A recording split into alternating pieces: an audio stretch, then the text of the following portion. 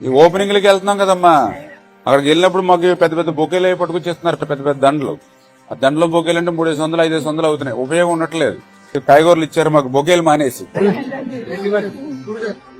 నాకు దండ వేస్తే ఉపయోగం లేదు, నాకు కాయగూరలు ఇచ్చారు మీకు ఇస్తున్నాం. సభలు సమావేశాల్లో పాల్గొనడానికి వెళ్లినప్పుడు, శంకుస్థాపనలకు ప్రారంభోత్సవాలకు హాజరైనప్పుడు జల వనరుల శాఖ మంత్రి నిమ్మల రామానాయుడు నాయకులు కార్యకర్తల దగ్గర నుంచి కూరగాయలు తీసుకుంటున్నారు. వాస్తవంగా అయితే వారంతా పూల బొకేలు దండలు తీసుకొచ్చేవారు. వాటిని తీసుకెళ్లిన తర్వాత పక్కన పడేయాల్సి వస్తోంది. ఇలా చేయడం వల్ల ఎటువంటి ఉపయోగం లేదని, దండలు బొకేలకు బదులుగా కూరగాయలు ఇవ్వమని మంత్రి అందరికీ చెప్పారు.